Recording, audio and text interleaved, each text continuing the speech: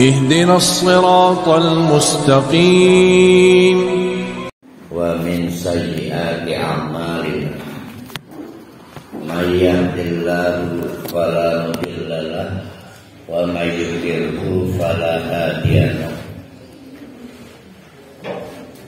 أشهد أن لا إله إلا الله وأشهد أن محمدا عبده ورسوله لا نبي بعده. Insyaallah hari ini kita menutup surah Ar-Ra'd atau paragraf terakhir. Tapi sebetulnya kesimpulan tentang surat Ar-Ra'd itu pada paragraf pengais bungsu yang kemarin. Itu kesimpulannya, bahwa dengan penggunaan nama surah yaitu Ar-Ra'd, yaitu suara yang mestinya dengan suara itu orang ngejumbul, kaget. Ini mah ada orang telat kaget atau tidak kaget. Jadi kehilangan sense of crisis, kehilangan kepekaan. Bahkan yang paling buruk tidak memiliki early warning system. Nah, itu situasi yang berbahaya. Sehingga ayat-ayat apapun dari Allah tidak bisa dikunyah, tidak bisa menjadi al-ma'dzubah hidayah. Ayat Allah itu banyak. Berita gembira itu ayat Allah, berita tidak gembira ayat Allah. Setiap saat ayat Allah itu diproduksi. Ciptaan Allah itu ada yang sudah kita ketahui dan ada yang belum kita ketahui. Bebayi sing arep lahir kan durung purwa, itu ciptaan Allah, belum kita ketahui. Nah, itu ayat Allah semuanya. Apalagi ayat Allah dalam bentuk kalamullah. Itu Allah berbicara. Nah, oleh karena itu pada paragraf penutup ini sebagai khataman dari surat Ar-Ra'd, fokusnya adalah tentang kedudukan Al-Quran. Nah, kemarin saya ingin murojaah. Ada 3 thariqah atau jalan untuk menghidupkan kepekaan. Yang pertama, bagi yang ingat atau ingatannya tertinggal atau ingatannya hilang, bisa ingat. Yang pertama, mengubah orientasi berbasis akhirat. Disinilah jawaban yang sering dari pertanyaan yang berkali-kali diajukan. Kemarin juga di grup Pak Haji Surya Pegantikan itu, grup Bani Mufrad, rame timbul pertanyaan, Rabbana atina fid dunya hasanah wa fil akhirati hasanah. Boleh Ustaz cari senang di dunia, sampai kita tidak pernah meninggalkan usaha cari senang di akhirat. Nah, saya baru ingat di sini titik pangkal masalahnya. Hasanah itu nama belakang Bupati Serang, Ibu Hajah Datu Hasanah. Sebenarnya bukan Hasanah, dia Casanah. C jadi charger dia. Casanah. Hasanah itu artinya kebahagiaan. Sedangkan kesenangan hal yang lain. Bedakan kebahagiaan dunia dan bedakan pula kesenangan dunia. Maksudnya mungkin pertanyaannya kita ubah lebih konkret. Rumah mewah itu kesenangan dunia apa kebahagiaan dunia? Kesenangan. Mobil mewah, bukan mobil bagus ya, mobil mewah. Kalau mobil bagus wajib punya. Mobil bagus itu safety. Masuk tol nggak ada safety-nya, itu nekat. Jadi balon bagian depan, bagian samping. Nah itu namanya mobil bagus. Nah Rubicon mobil mewah apa mobil bagus? Mewah karena sisinya terlalu besar. Kan gak gampang digunakan. Jalan kita ini gak memungkinkan untuk memacu kendaraan 2000 cc, karena udah susah. Di tol pun sebetulnya 2000 cc gak maksimal. Paling berapa sih bawa Pajero misalnya 160 berani di tol masih 200 mau butuh keterampilan gitu. Pak Paris, Pak Sori itu bisa 200. Kalau Halimah paling 80. Karena kan ada rambu tulisan 80 di lingkar itu. Artinya acuannya segitu. Yang saya tahu mobil-mobil itu hanya nyalip saya.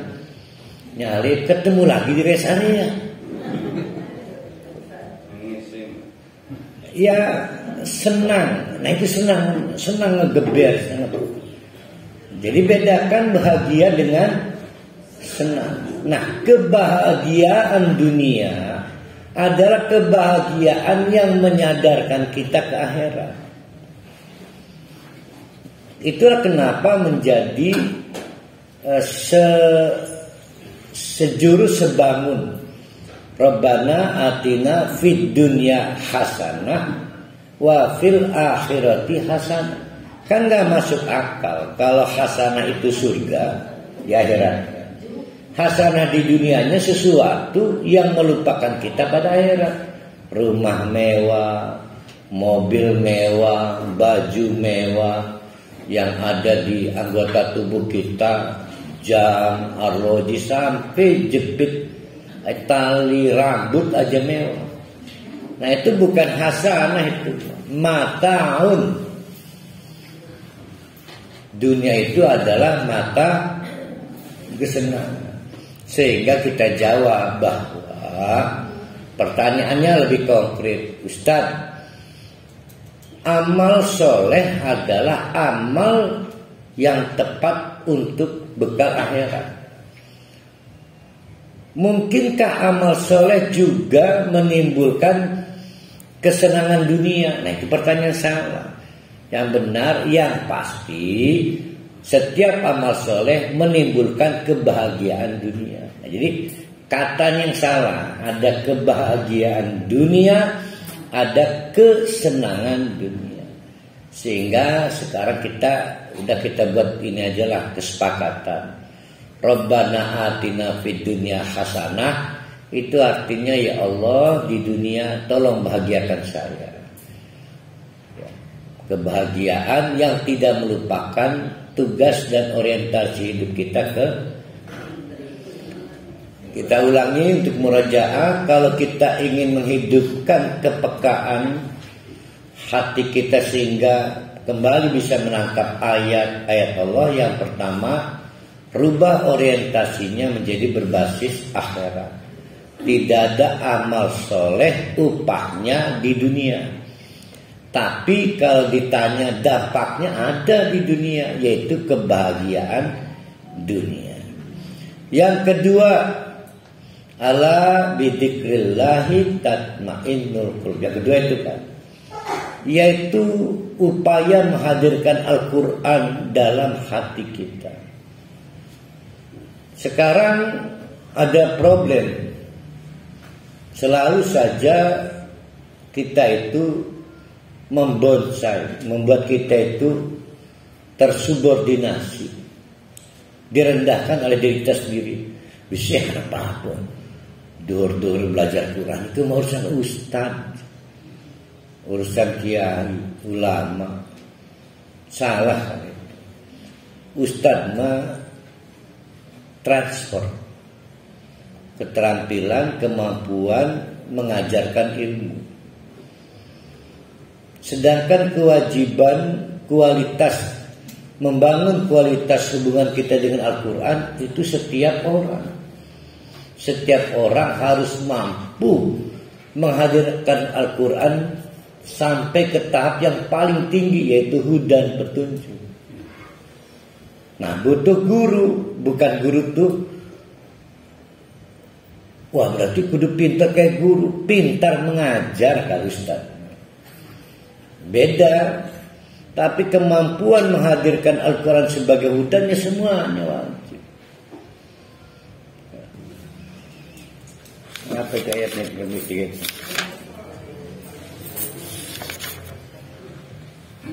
Bertobat dengan memilih amal soleh.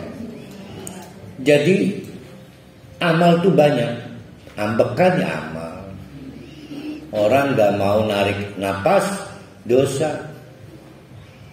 Namanya bunuh diri, setidaknya dolim. Maka menarik napas, menghadirkan oksigen itu amal. Lalu amal menjadi ada amal yang tepat dan amal yang kurang tepat. Bahkan ada amal bid'ah, amal salah. Nah ini amal yang tepat. Lamun uang lagi duit, ya infaknya yang benar. Itu tepat. Yang penting infak, lari kan masih penting salah. Jadi tidak tepat lagi. Punya dampak pahala ajib khatir, punya dampak pahala. Tapi kita diantarkan ke surga oleh siapa? Oleh pahala kita atau oleh amalan yang tepatnya? Maka si pelacur atau perempuan nakal yang sepanjang hidup maksiat itu diantarkan ke surga oleh amal memberi minum kepada seekor anjing. Nah itu soleh itu artinya tepat, ya. Iki jam 11 salat duha tepat enggak? Itu contoh amal tidak tepat. Nah itulah 3 rangkaian yang sebetulnya menjadi paragraf kesimpulan dari surat Ar-Ra'd. Nah sekarang kita masuk penutup paragraf terakhir dari ayat 36 ya. Wa kadzalika anzalnahu. Saya mau bantu dulu kadzalika dulu. Kadzalika dulu nih, akan sering dipakai nih. Kadzalika. Berarti ada berapa kata ini sebenarnya? Jadi ada ka, ada zalika. Berarti ini itu jauh ya. Kalau hada itu kayak ini dekat. Yang jadi masalah ka-nya ini namanya harfun litashabbuh.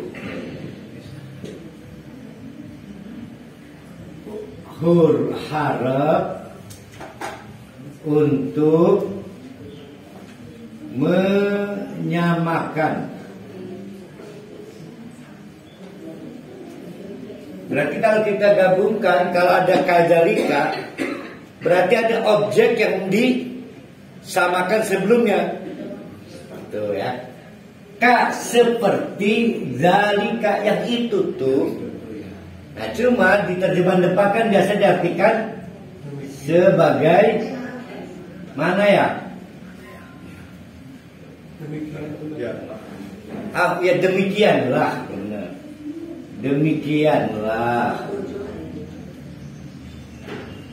Mestinya kalau mau tertib, cari dalikannya yang mana nih? Berarti kan dalikannya di belakang tuh. Nah itulah dalikannya ala bidzikrillahi tatmainnul qulub. Soal kalau orang dengar guntur, petir, kilat, geledek, orang ngejumbul, tidak kaget. Atau kaget sejam kemudian. Mama tadi kira itu kaget sejam yang lalu. Nah itu bahaya. Bahaya, dia kehilangan ulul albabnya. Kita udah nyampe ulul albabnya. Nah seperti itulah kebutuhan kita pada Al-Quran. Nah itu maksudnya. Nah dalikannya ini berarti kepada Al-Quran ya. Itu dulu tuh yang harus diingat, kadalika. Dan seterusnya begitu. Kalau ada kadalika sebetulnya cari dalikannya, ilatnya kemana. Karena kalau pakai terjemahan Depak ya tadi itu demikianlah ya. Kalau terjemahan Depak itu bukan kepada Quran tapi kepada Rasul. Pada Rasul. Iya. Wih. Betul. Demikianlah kami telah mengutus. Itu mana nanti isinya. Kadalika seperti kita butuh Al-Quran, maka Al-Quran diturunkan pada Rasul. Nah itu tuh bagus tuh, nyambungnya tuh bagus. Berarti para halik ini kecepatan. Kok hilang mana nih para halik? Indikan ini. Mas, indikan titiknya mau. Mau indikan ya? Oh yes. Hilang. Wa kadzalika, dan seperti hal di atas. Ya, maksudnya gitu kan ya. Anzalnahu, maka kami turunkan belum tentu. Berarti sebelumnya kitab-kitab kan. Nah di sini maksudnya Al-Quran. Maka Al-Quran tidak hanya bacaan, apalagi jimat, apalagi jampi, dia tidak akan kalau posisinya masih di situ tatmainnul qulub. Yang membuat kita itu tatmain, hilang gelisah, hilang resah karena Al-Quran apabila Al-Quran itu hukman, dijadikan undang-undang, aturan main Arabian, kebetulan dalam bentuk bahasa Arab, bahasa terbaik di dunia. Kalau diubah jadi bahasa Inggris nggak bisa itu dibuat jampi. Sok kita misalnya rubah Bismillah itu apa itu tadi bahasa Inggrisnya itu? In the name of Allah. Baca in the name of Allah bikarepol belum tentu dapat mukjizat ketenangan hati. Sehingga orang Inggris sekalipun yang baru mu'alaf mencoba melafalkan Bismillahirrahmanirrahim. Jadi ada mukjizat bahasanya. Jadi Al-Quran itu secara bahasa memang mukjizat. Bahasanya Al-Quran, bahasa Arabnya. Susah menjelaskannya urusan Allah ini. Yang jadi masalah hukman. Sekarang mungkin gak bapak-bapak datang ke Nigeria, Afrika, bahasanya bahasa lokal, ada pengumuman, mampu nangkap apa yang dimaksud pengumuman di rambu-rambu? Gak mampu kan. Padahal tulisannya adalah dilarang melihat saya. Artinya memang gak ada jalan. Kalau kita ingin menjadikan Al-Quran sebagai hukman, ya carilah bahasa Arab itu. Nah sehingga sekarang kalau bapak-bapak ingin menggunakan waktu untuk belajar bahasa Arab, niatnya pengen meningkatkan level Quran kita sampai hukman, dijadikan sebagai undang-undang. Bukan pengen jadi ustaz, bukan. Kalau ustaz mas sekali lagi keterampilan menyampaikan atau transfer ilmu pengetahuan. Makanya kan sering saya ingatkan, saya ini insya Allah mampu membantu transfer pengetahuan, tapi transfer hidayah di tangan Allah. Kan selalu saya ingatkan seperti itu. Wa kadzalika anzalnahu hukman arabiyyan. Orang-orang Mekah keberatan menerima wahyu-wahyu atau pengumuman dari Nabi soal turunnya wahyu. Contoh, berhenti menyembah patung atau berhenti menjalankan tradisi, karena tradisinya menyembah patung. Sejujurnya orang-orang Mekah yang menjadi latar belakang surat Ar-Rahman sudah tahu patung itu diajak ngobrol gak menyaut.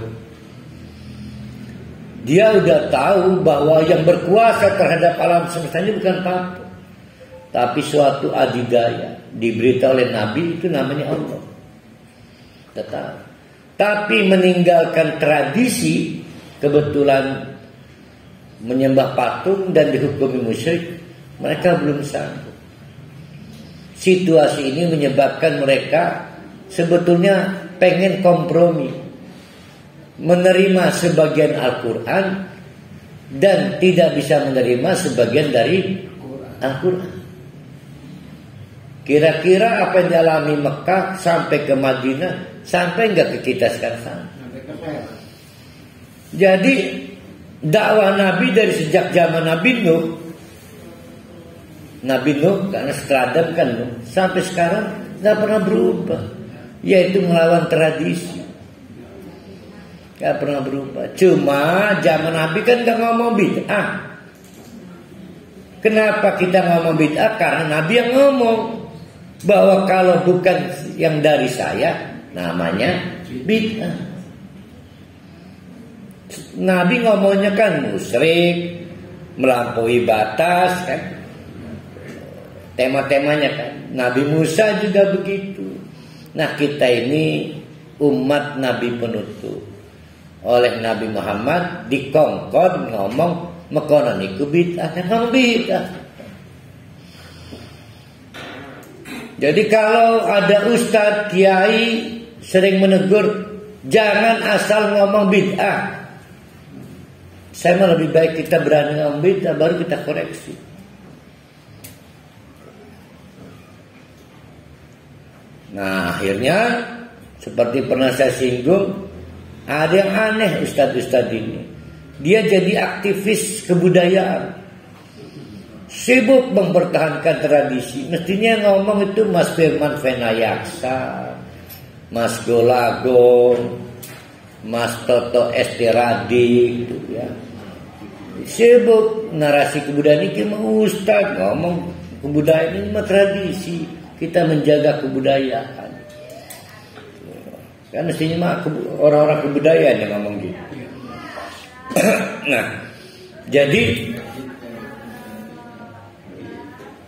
efek dari hukman itu menolak penggunaan Quran sebagian dan sebagian menerima, harus utuh.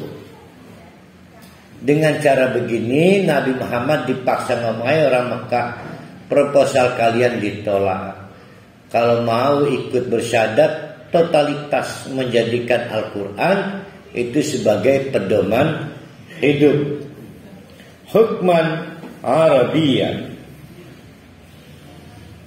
Wala ini tabata ahwa'ahum. Hai Muhammad, jangan tergiur proposal mereka. Kadang-kadang ustaz juga begitu, aja keras-kerasin, penting ngaji pidipit. Ini sejarah ini ya. Kurang lebih Nabi hatinya begitu. Sudah para sahabat ada banyak yang dipenjara, diintimidasi, kriminalisasi, kesulitan ekonomi sosial merajalela di tengah-tengah sahabat yang sudah bersandar di Mekah. Nabi kan putar otak tuh. Apa saya terus radikal, frontal, tidak kompromi. Kata Allah, wala ini tabata. Hei Muhammad, jangan macam-macam. kamu coba-coba mengikuti proposal mereka, awa'ahum. Ini Nabi yang diancam ini, termasuk kita, ustadz, penggerak-penggerak organisasi Islam. Maka kalau kamu coba-coba mengikuti keinginan mereka yang tidak mau total menerima Quran, ba'dama ja'aka minal ilm, padahal kau Muhammad sudah tahu bahwa Al-Quran itu harus hukman, maka malaka miwaliyin wala wakin. Nabi yang diancam. Kata Allah, maka saya gak wawuh. Gak wawuh itu musuhan dia. Karena musuhan maka hilang dua perkara. Pertama adalah kedudukan Allah sebagai wali. Yang kedua kedudukan Allah sebagai wakil. Wali itu adalah pihak otoritas yang mengcover kekurangan kita, keterbatasan kita. Kita nggak mungkin beli oksigen terus. Maka ya Allah tolong beri saya oksigen. Berarti Allah wali oksigen. Ya Allah saya masih butuh mata saya untuk membaca. Tolong jangan dibuat buta mata saya. Maka Allah adalah wali mata saya, wali tangan saya, wali kaki saya. Banyak hal yang tidak bisa kita tangani sendiri. Dan kita butuh wali sebagaimana anak perempuan butuh wali untuk menikahkan dirinya. Sebagai anak-anak kita yang sekolah di SD, SMP, butuh orang tua untuk menjadi wali karena dia nggak bisa beres BP. Nah Allah adalah wali. Tapi yang menarik wala wakin, wiqayatun, takwa. Nah sama tuh. At-taqwa, wiqayatun, wakin sama penjaga. Mungkin gak baru hari suatu hari ceroboh bawa motor? Mungkin. Oh, saya mau ganti dulu ini. Ini yang ingat-ingat yang diancam Nabi ya. Cara berpikirnya gimana kira-kira? Kira-kira cara berpikirnya gimana? Yang diancam Nabi. Nah kalau saya cara berpikirnya begini. Kalau Nabi saya diancam sedemikian begitu, gimana kita? Ya, berarti sifat ancamannya lebih mengerikan kan? Dampak dari kegagalan menggunakan Al-Quran sebagai hukman, dampak dari kegagalan kita menggunakan Al-Quran sebagai hukman cuma wewacana aja. Itu adalah kehilangan dua perkara. Satu, kehilangan Allah sebagai waliyun.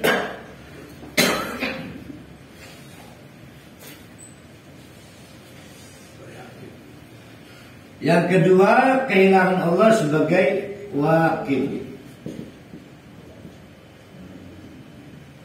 Waliyun itu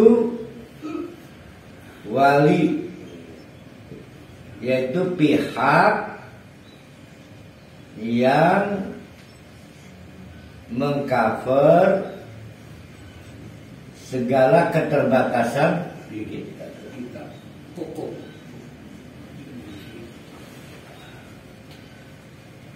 Siapa dia? Allah. Nah sekarang wakil, penjaga dan mitigasi.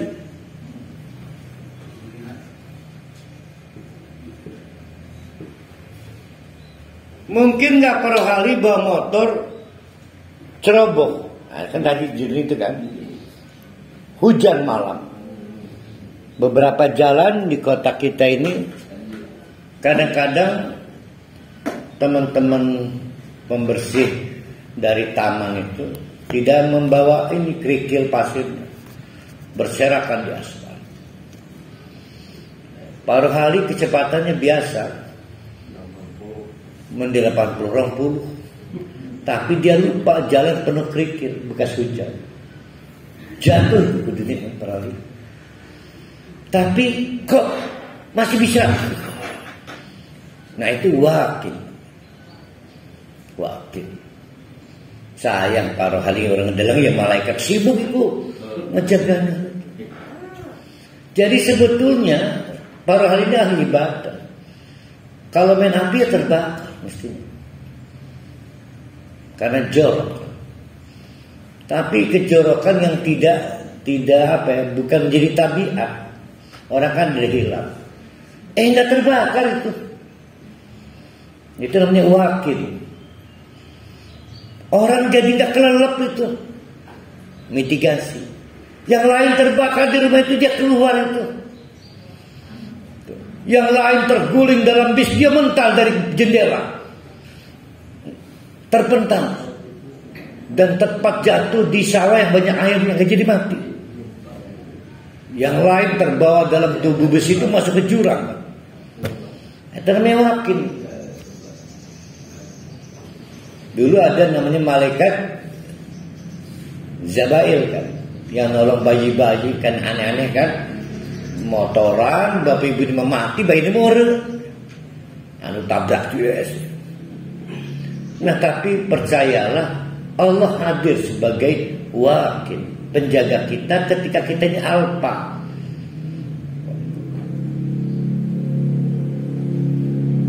Selalu saja ada hal-hal di luar perkiraan kita. Dan mestinya kita itu menerima akibatnya karena kita jorok. Tapi Allah itu melindungi kita. Tapi banyak yang dibiarkan Allah ngejungkel, tertabrak, terbakar, teriris, tertusuk, dibiarkan. Berarti Allah tidak mau jadi wakil. Kan tinggal Allah mau gak mau kan. Jadi namanya wakil. Nah hebat amat itu ya, upah meningkatkan level relasi kita dengan Quran. Dapat 2 waliun. Wali kita pada keterbatasan diri kita. Yang kedua wakil. Nah yang jadi masalah sekali lagi ini yang diancam Nabi Muhammad. Coba bayangkan kita ini siapa. Kalau Nabi Muhammad juga dibegitukan, kita lebih ngeri lagi. Pasti nggak pakai seketika kita dicabut sebagai penerima wali dan penerima wakil. Makanya tingkatkan hubungan kita dengan Quran. Jangan mau dengar omongan setan seleh kata di ustaz baik belajar ngaji juga. Yang penting bisa wajib. Nah, itu setan. Walaqad arsalna rusulan. Nabi Muhammad ngap rupanya. Ditegur Allah itu. Oh, dipualnya. Sahabat banyak yang dipenjara. Karena Abu Jahal Abu Lahab ini menerapkan sistem sel juga. Tahanan. Orang-orang kaya dipersulit mendapatkan pasokan barang. Sehingga ekonomi memburuk. Para sahabat ada yang dikriminalisasi. Aduh, luar biasa berat. Nah, akhirnya Nabi Muhammad diingatkan oleh Allah. Walaqad arsalna, hai Muhammad, enggak seberapa berat. Dulu sungguh-sungguh telah kami utus rusulan, berbagai rasul sebelum kamu. Ada Nabi Aisyah, Nabi Musa, Nabi Ibrahim. Min qablika sebelum dirimu. Sama ngadepi situasi yang sama. Ngadepi Fir'aun, kamu gak ngadepi Fir'aun. Ngadepi kaum yang bobrok, namanya kaum Lut, kamu enggak. Jadi gak pantas kalau kamu mengeluh. Dan fasilitasnya sama dengan kamu. Apa aja? 1, wa ja'alna lahum azwajan, dikasih istri. Ya. Wa dzurriyyatan, dapat keturunan. Orang jadi tenang kalau punya anak. Wa makana li rasulin ayyatiya bi ayatin illa binillah. Sistemnya sama. Apa sistemnya? Tidak diberi mukjizat kecuali diizinkan Allah. Sama. Nabi Musa begitu, tongkatnya bisa digerakkan, bahkan ada latihannya dulu kan Nabi Musa makan. Karena ada cerita latihannya. Nabi Ibrahim sama. Jadi bukan manusia hebat, sama. Karena dapat mujizat kalau diizinkan. Juga kamu begitu Muhammad. Jadi jangan kecil hati. Kemampuanmu sama dengan Nabi Ibrahim, Nabi Musa. Tapi kalau mau jujur, objeknya lebih berat Nabi-Nabi sebelum kamu. Mungkin lebih berat sekarang objeknya dibanding zaman jahiliyah kali ya. Ya Pak Haji Basri. Yang ketiga fasilitasnya, walikulli ajalin kitabun. Diberi kitab berbasis periode. Ada periode Taurat, ada periode Zabur, ada periode Taurat, ada periode Injil, ada periode Al-Quran sampai sekarang. Satu kitab satu periode, nabinya macam-macam. Ya, nabinya macam-macam. Kalau penerimanya ya Zabur diterima oleh Nabi Daud, Taurat Nabi Musa plus beberapa suhuf, Injil Nabi Isa, Al-Quran Nabi Muhammad. Tapi periodenya ada.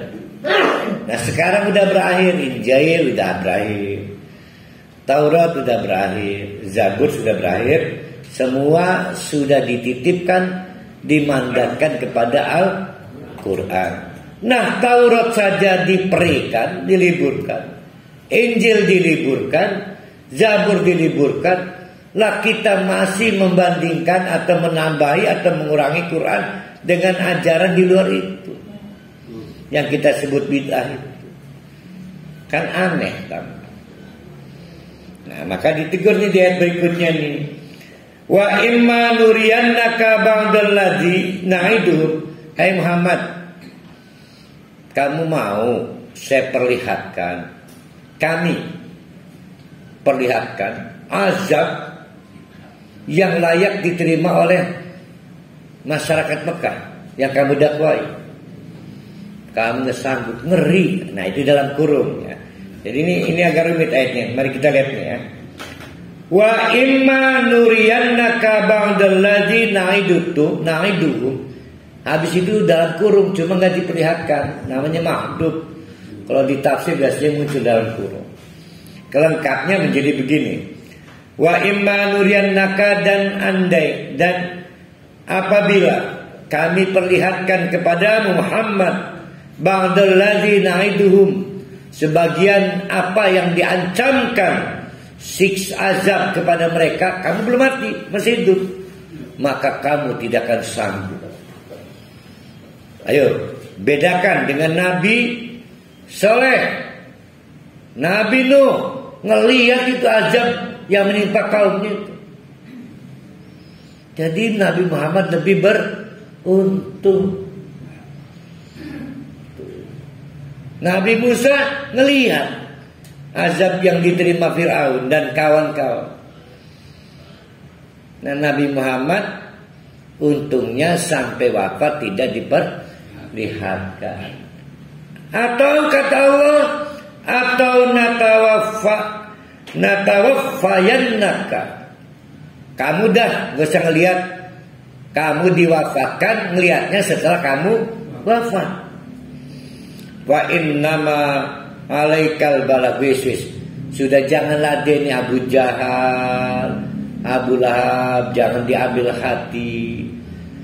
Jojong akan baik, cuekin, karena tugas kamu hanyalah juru dakwah.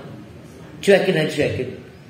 Mereka ngasih proposal, ditawarin perempuan kan, nabinya kan, ditawarin harta 2 gunung, berarti Gunung Sahari sama Gunung apa? Gunung Jakarta kan, Gunung Sahari sama Gunung apa Jakarta itu. Wa alainal hisab, sedangkan tanggung jawab untuk menghisab urusan saya. Udah kamu jojong, fokus dakwah, ceramah, soal tawaran menggiurkan, cuekin aja, cuekin. Jadi kalau ada kalimat wa ma'alaikal balagh, gak usah ambil hati, jalan terus. Awalam yarau awalam yarau, emang belum lihat hai Muhammad, belum kami datangkan kah hai Muhammad.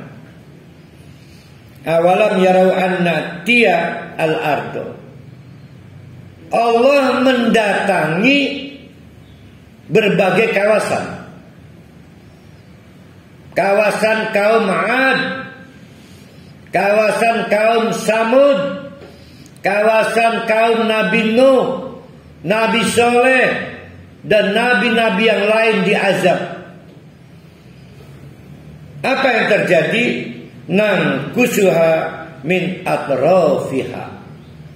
Penduduk kafir, togut, dolim itu diazab, lalu daerahnya berubah menjadi daerah yang bersyahadat, daerah orang mukmin, sehingga kawasan-kawasan kafir menjadi habis atau berkurang. Ya, sekarang ini lebih banyak kawasan kafir apa lebih banyak kawasan Islam? Nah, berarti hati-hati, cara Allah mengurangi kawasan kafir itu dengan azab. Hati-hati. Wih, ya berarti apa nih ya? Enggak lah, kawasan Islam lebih banyak. Di Indonesia alhamdulillah lebih banyak kawasan Islam. Tapi ini janji Allah. Hai Muhammad, emang belum tahu kamu Allah mendatangi berbagai kawasan kafir, nangkusuha, maka berkurang, kami kurangi dengan cara di azab. Min atrofiha, dari ujung-ujung, dari pinggir ke pinggir. Orang bilang ini makan bubur panas, makan jenang panas, makan benar bubur panas pasti dari pinggir. Min atrofiha. Wallahu yakumu, Allah yang membuat aturan, bukan Nabi. Nggak boleh mentang-mentang Allah, saya udah kesel turunkan azab. Bukan, yang membuat aturan Allah. Kapan suatu kawasan diazab, lalu punah, lalu diganti orang mukmin, kapan jatuh ke pelukan Islam misalnya. Itu yang membuat aturan Allah. Tapi ketahuilah, la mu'aqqiba li hukmihi, tidak pernah gagal kalau Allah sudah menghukum untuk dipraktekkan buat negara. Enggak kayak undang-undang ciptaker, enggak. Ya, akhirnya dikoreksi Mahkamah Konstitusi. Jadi kalau Allah sudah memutuskan, udah jalan terus. Wa huwa syari'ul hisab, dan jangan coba-coba berpikir, buktinya saya masih tetap kaya itu. Nah, jadilah itu lagi apes Tuhan, beli apes. Allah itu syari'ul hisab, cepat cara menghisab. Adapun beberapa orang menganggap itu yang ketangkep KPK apes itu. Dia lupa dia lagi di istidros, lagi dibiarkan terlena. Alirannya aliran Evita Malai, terlena.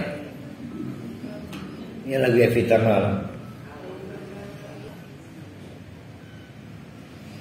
Waqad makaro. Hai Muhammad, ingat enggak?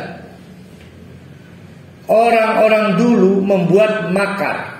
Masih ingat beda makar sama kaidun? Waktu surat Yusuf.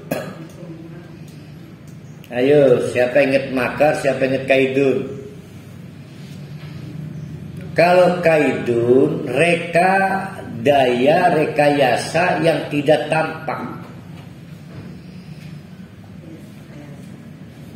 Contoh, saudara-saudara Nabi Yusuf terungkap nanti berapa puluh tahun kemudian kelakuannya. Kisah dimakan binatang buas terungkap puluhan tahun kemudian. Itu namanya kaidun, kaidah. Dua nama. Itu namanya makarun, rekayasa yang tampak, terang-terangan. Biasanya karena punya kekuasaan. Sama di sini. Kata Allah, hai Muhammad, wa qad makara alladzina min qablihim. Dulu juga umat sebelum kamu ada yang berlagu.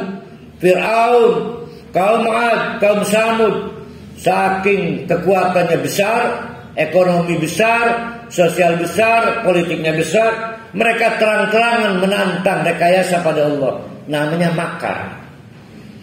Ya, makar. Orang korupsi itu makar sebetulnya. Karena korupsi itu nggak ada yang diam-diam, nggak ada. Korupsi itu kan karena nggak mungkin lah korupsi diam-diam itu. Kan dalam satu dinas, satu korupsi kan yang lain tahu. Enggak lah. Nggak mungkin berjamaah. Buktinya kaya 1-2 orang doang. Nggak mungkin. Ada juga saling tahu kali. TST, tahu sama tahu. Nah itu namanya makar. Hai Muhammad, ingatlah kaum-kaum sebelum kamu menantang Allah dengan makar. Walillahil makru jami'an. Padahal semua bentuk rekayasa itu milik Allah. Semua bentuk rekayasa milik Allah. Saya mau tes. Yang kemarin sakit, siapa yang kemarin sakit sekarang sembuh ada? Ada ya. Alhamdulillah hari ini sembuh nih. Kemarin sakit. Keluar dari rumah sakit sukacita. Allah tahu nggak bahwa si fulan hari ini sembuh? Tahu. Ada di suatu catatan namanya Lauh Mahfuz. Jadi orang, saya pernah ada orang berbaik hati. Pak Kiai maunya ditipu si fulan. Si fulan ini pejabat tinggi. Kasihan Kiai. Saya bilang yang kasihan orang itu, dia nipu ketahuan Allah. Nanti contohnya walillahi al-makru jami'an. Semua makar itu di tangan Allah. Semuanya. Kita pikir bisa menipu teman, orang, masyarakat, publik, padahal dia ketipu. Tipuannya ketahuan Allah. Jadi kita harus paham semua hal pasti ketahuan Allah. Yang lalu taksibu kullu nafsin. Semua kelakuan orang, mau makar, mau kaidun. Kalau makar terang-terangan, kalau kaidun tidak terang-terangan, itu ketahuan Allah. Wa sayalamul kuffaru liman ubadat. Barulah nanti di akhirat orang-orang yang menolak teori ini itu hanya tahu ubadat, ternyata yang enak jadi orang mukmin. Tapi kan terlambat waktu. Perbedaan kaidun sama makar itu di mana yang terang-terangan dan tidak? Kaidun itu yang dilakukan oleh saudara Nabi Yusuf. Ketahuannya 35 tahun kemudian anak kita orang dipangan harimau, singa apa waktu itu namanya itu? Hah? Singa? Serigala. Ketahuan kapan? 35 tahun kemudian. Sepanjang itu bapaknya hanya yakin bahwa anaknya dapat wahyu bakal 11 bintang. Cuma itu doang. Tapi sepanjang jalan cerita kan gak ketahuan. Yang salah begini kali, ketika Ustadz cerita Nabi Yusuf, sebetulnya para ahli udah tahu dulu ceritanya. Makanya pura-pura gak tahu. Wah kaget ternyata masih hidup ya. Gitu. Karena dia begitu salah. Itu kaidun. Kalau makarun yang dilakukan Fir'aun, saya Allah, saya Tuhan. Biasanya bahkan pada waktu Nabi yang kaum Lut, Nabi Lut tolong saya punya anak perempuan, jangan diganggu tamu saya. Lah kamu mau makan sendiri kali. Terang-terangan dan makan. Biasanya orang-orang songong kayak gitu. Nah kita akan ada di ayat terakhir. Wa yaqulul ladzina kafaru, ujung-ujungnya orang-orang kafir terus-menerus memproduksi hoax, opini bohong. Apa opini bohongnya? Muhammad, lasta mursalan. Kamu itu bukan rasul kali, ngaku-ngaku doang. Lasta mursalan. Kul kafa billahi syaitan. Bismillah Muhammad, kafa, cukup. Kamu tidak boleh berharap penghargaan dari orang, honoris dari orang. Cukup syahidannya Allah. Cukup saja. Nah problem saya nih sekarang gitu tuh. Pengen dialun-alun supaya nambah ratingnya. Tapi saya alhamdulillah menolak PHBI. Terakhir saya PHBI di anak jemaah kita Bu Haji Tuti ya. Tati apa Tuti? Yang Malimping itu. Bu Haji Tati Aisyah ya. Punya anak almarhum sahabat saya. Ketua RW di Burhayah ya, Burhayati ya, TBR. Terakhir saya mau PHBI karena menghormati sahabat saya. Terakhir pegel PHBI ikut. Oh mau menghormati. Dianya pengen mengubah TBR. Habis itu meninggal. Sekali-kali kita aja meninggal. Iya rela kalau. Nah itu terakhir, sejak itu saya nggak mau lagi karena nggak cocok untuk psikis kejiwaan saya. Pertama harus ya entertain. Yang kedua stamina saya ini nggak bagus. Untuk mengisi pengajian kayak gitu kan butuh 2 jam atret itu. Pildacil ribet kan? Iya sambutan-sambutan ke pildacil. Stamina saya itu menurun drastis. Begitu juga sampai sekarang. Saya mah hampir menghindari yang mestinya di shop depan. Saya mah pasti nggak ada. Mau acara Muhammadiyah tak pemkot. Karena stamina saya nggak bagus.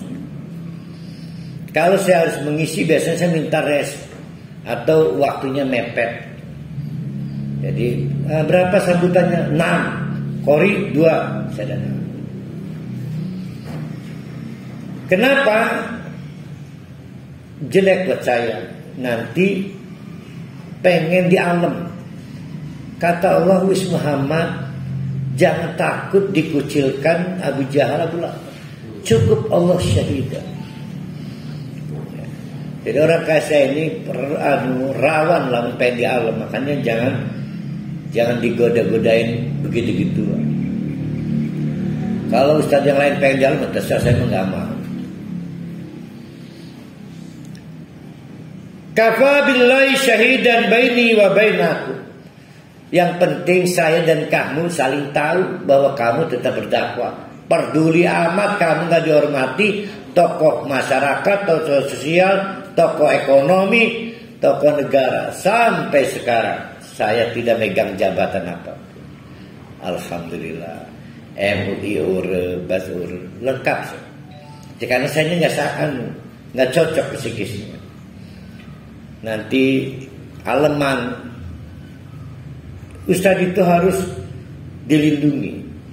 Semakin banyak godaannya semakin aleman. Jelek nanti. Nah kalau nggak ada yang melindungi, ya baiknya melindungi diri sendiri. Jabatan itu adalah perusak psikis. Jabatan itu jabatan suami aja udah ngerusak, apalagi jabatan lainnya. Contoh kepala bea cukai itu jabatan. Ya, per hari jabatannya apa sih bikin? Belum ada jabatan. Yang di pemerintahan banyak korupsi. Lah iya, makanya kita harus tahu diri. Kalau kita nggak kuat godaan, jangan ada di tempat itu. Nah, saya merasa tidak kuat godaan honoris kehargaan, maka saya menghindari. Bukan tidak mau berbakti pada jabatan publik, bukan, menghindari. Wa man indahu ilmul kitab. Kok hilang satu kata di mana? Wa man indahu ilmul kitab. Batas riya. Riya itu mungkin dari sudut kita pengen didengar ya. Sebetulnya yang benar riya itu pengen feedback, respect, pengen honoris, penghargaan, itu riya. Karena riya kalau nggak ada feedbacknya bukan riya. Makanya kan kalau infak diumumkan oleh organisasi Islam, nggak apa-apa. Yang nggak boleh itu dia berharap di alam. Nah ini batas riya itu dua. Satu, Allahu syahidun.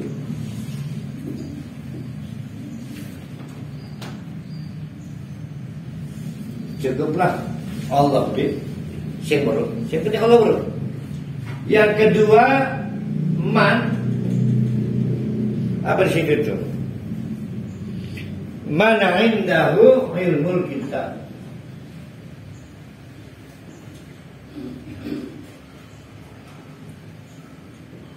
Kalau saya bahasa lebih mudah, satu frekuensi.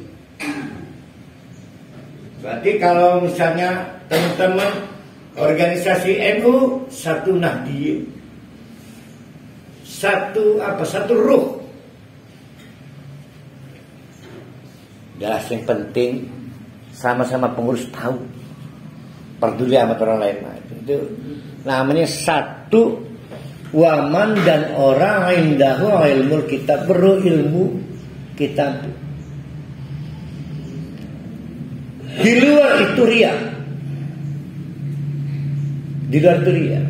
Misal saya berangkat pengajian di Kronjo. Kan saya juga punya teman-teman asatidz di situ. Maka saya telepon, Ustaz, besok saya di Kronjo, di tower. Itu bukan riya namanya. Karena dia bagian dari mana indahu ilmul kitab. Nah, itulah batasan kita. Nah, Nabi Muhammad menghadapi situasi intimidatif. Kata Allah, satu, yang penting saya tahu kamu lagi apa, kata Allah. Yang kedua, orang-orang yang satu frekuensi tahu kamu lagi dan sedang apa. Jadi penting kita mengkonfirmasi orang-orang yang satu manhaj dengan kita. Dan itu bukan riya. Misal bapak-bapak lagi latihan sholat tahajud, malam jam 11 mau tidur, telepon, Nur, kamu kan tahu program saya, tolong ya ingatin saya jam 3 ya. Nah itu riya enggak? Enggak, satu frekuensi. Enggak peduli amat. Nah yang jadi masalah kan dibikin status, alhamdulillah jam 3, nulis itu dia emang gak sholat, dia emang kan status. Nah itu riya gak itu kira itu? Nah alhamdulillah dengan izin Allah kita menyelesaikan surat Ar-Ra'd sebanyak 6 paragraf. Jadi secara keseluruhan surat Ar-Ra'd itu 6 paragraf, di mana kesimpulannya justru ada di paragraf kelima yang kemarin itu.